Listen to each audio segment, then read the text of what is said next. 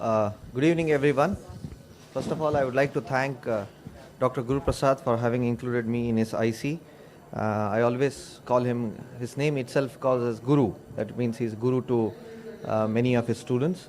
And also I thank other co-instructors, Dr. Murlidhar, Dr. Deka and Dr. Lalit Verma, who have shown excellent videos. So here I'll just be discussing about how to manage or in cases of dislocated lens and IOLs in RDs. So dislocation either could be due to trauma, the hereditary diseases like sometimes in the case of Marfan's, ocular diseases like exfoliation syndrome, uveitis, or posterior dislocated lens fragments more commonly occurring during the cataract extraction after doing phaco, which causes severe increase in the IOP or in the inflammation. So coming to a brief pathogenesis about how does this occur, it's mainly the retinal tears and the detachment related to the cataract extraction. There is some change in the anatomical and mechanical changes in the vitreous, which further leads to acute posterior vitreous detachment and causing retinal traction. So the intraoperative traction on the vitreous base resulting from the posterior dislocated lens associated with the surgical manipulation by the anterior segment surgeons may sometimes cause tears and further detachments. So in addition, the inflammation and the subsequent fibrosis, that is the most important word which I use, is the subsequent fibrosis in the vitreous caused due to the retained lens fragments causes the tears that develop in the later post-op period. I'm just going through some of the studies, even though after a vitrectomy surgeon doing a nice vitrectomy, but still there are incidents of retinal detachment in those cases as well. So many of the anterior segment surgeons are quizzed, when to refer cases and when not to refer the cases. If there's a small material, should we refer it or not? Usually dislocation of the whole lens without breach in the anterior or the posterior capsules usually stays quiet for a long time. But however, because of the mechanical friction and the pressure, there is some mild intraocular inflammation and changes in the RPE. Let's touch a brief about the pathophysiology of lens-induced immune response. The anterior chamber of the eye, as we all know, is a state of immune privilege. The lens proteins or the crystallins are present in very low concentration, and the immune system is tolerant to these lens proteins, and these do not usually elicit any inflammatory reactions. This is achieved by the presence of the immunoregulatory substances in the anterior chamber, including the cellular and the humoral factors, which keeps the immune response under control. But if there is presence of any retained lens fragments in the anterior chamber, it incites an autoimmune reaction. It depends upon the size of the material and the duration of the exposure. And although, as we all know, it's mainly a T-cell mediated delayed hypersensitivity reaction.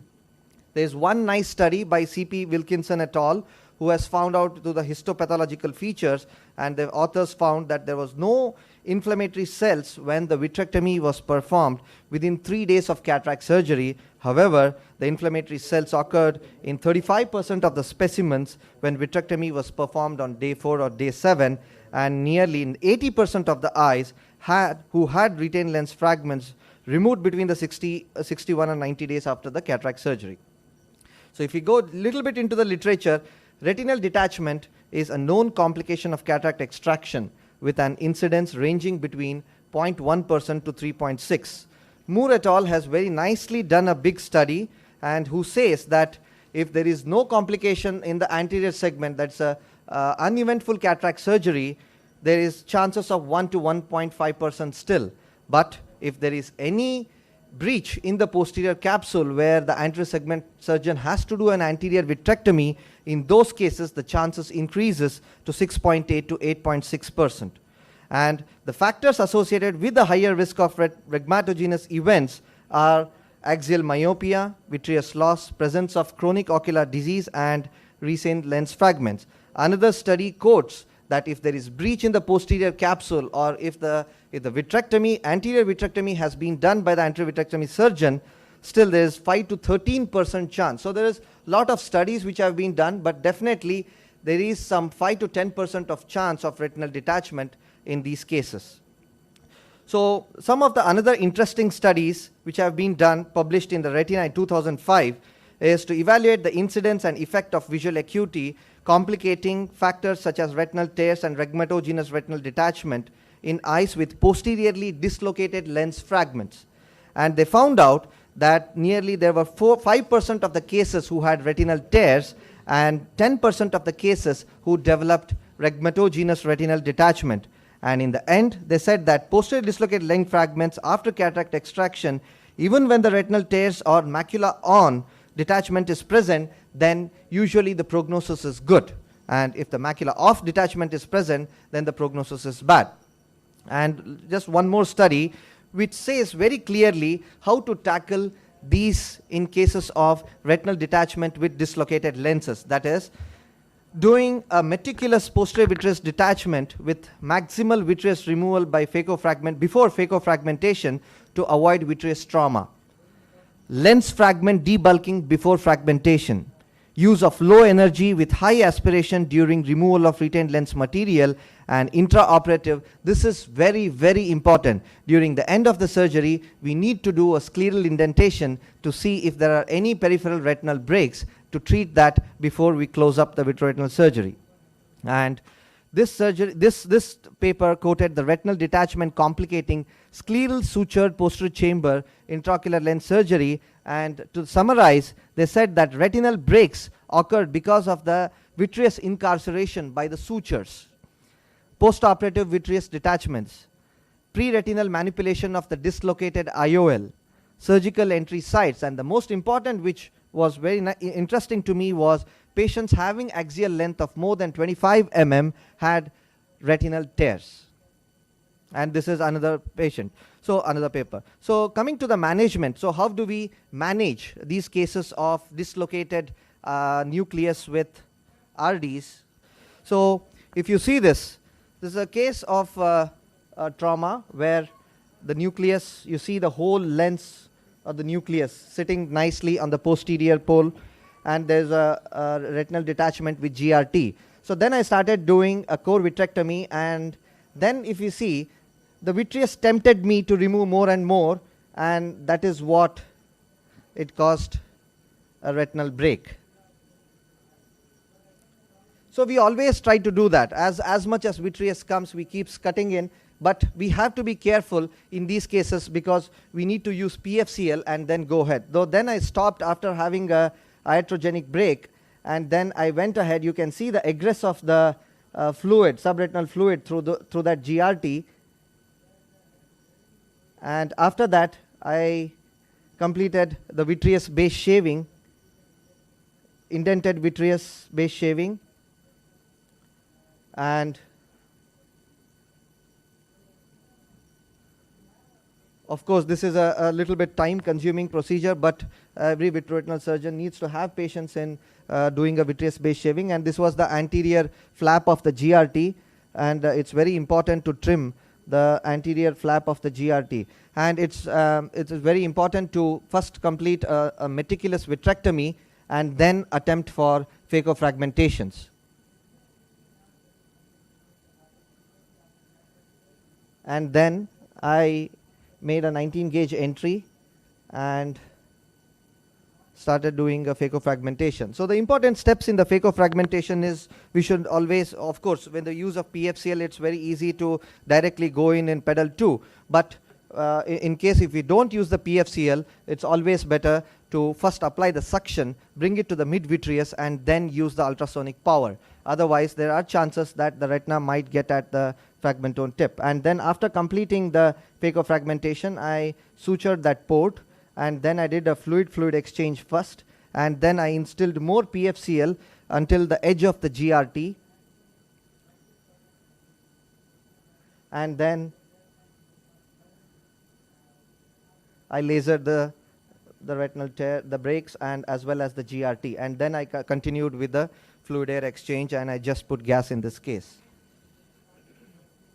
This was another interesting case where it was referred from the anterior segment surgeon. This was actually a case of trauma where it had a corneal opacity, and the anterior segment phacosurgeon tried to do a phacoemulsification, and ultimately it landed down in the vitreous cavity, and he sent it to us.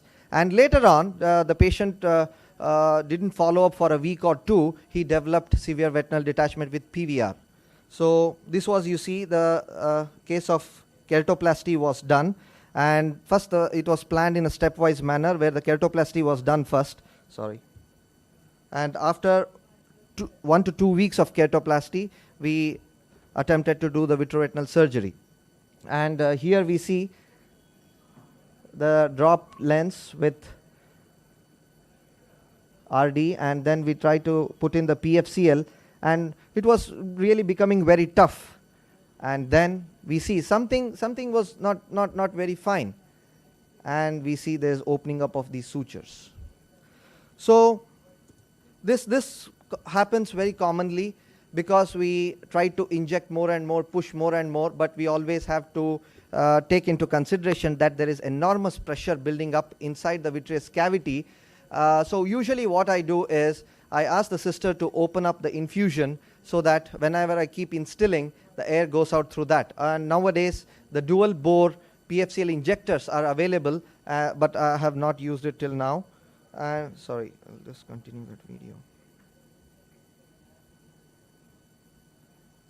And then we had to remove all those sutures, corneal sutures, and again redo it once again, and then continued with the surgery.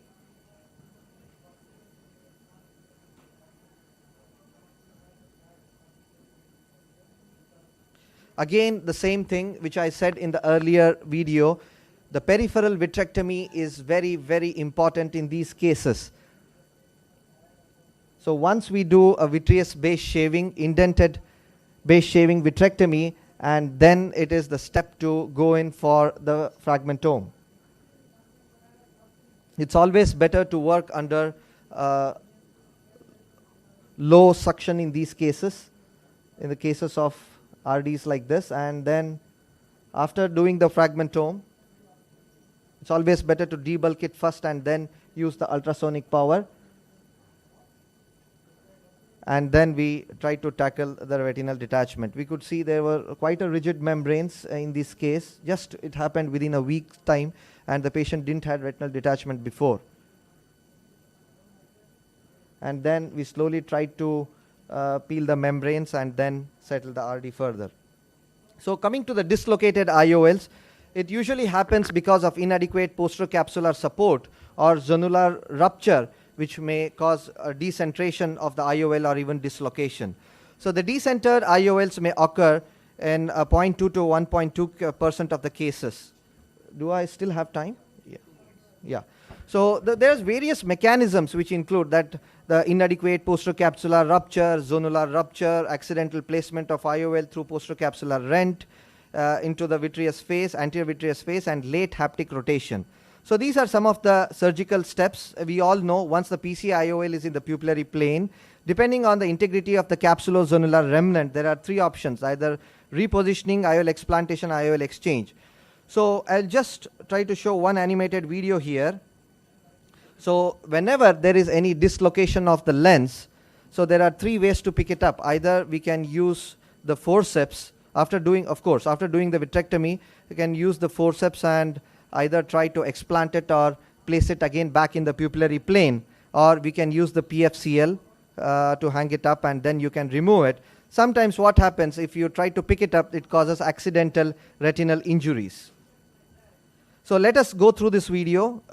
This was a case of dislocated IOL. It was in the anterior vitreous face. After doing a scleral tunnel and after doing the anterior vitrectomy, then tried to explant this lens first.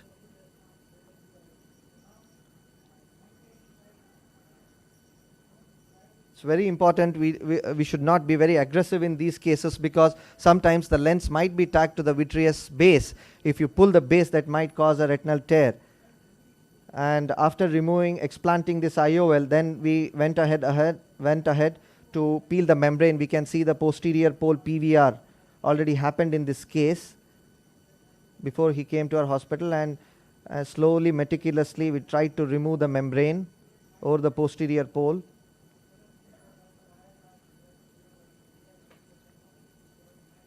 and after that did an endo drainage, and of course the PFCL was used to flatten the, and after that the fluid air exchange was done, and it was, the brakes were all lasered. And later on, so first we planned to first settle the retinal detachment, and after 2 or 3 months later, after the gas completely went away, that is the patient came after 2 months, and then we planned him for the iris claw lenses.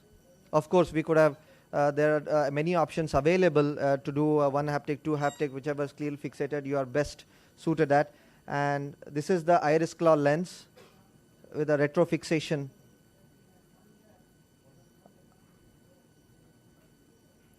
And just tucked the iris at the 2 edges, and the patient did really well thereafter.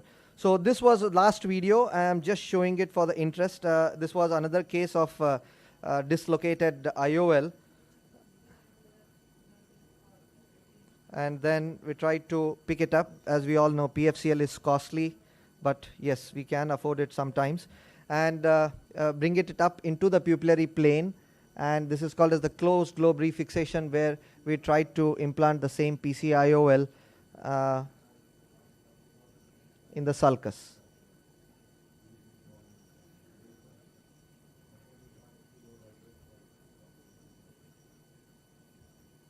Thank you very much.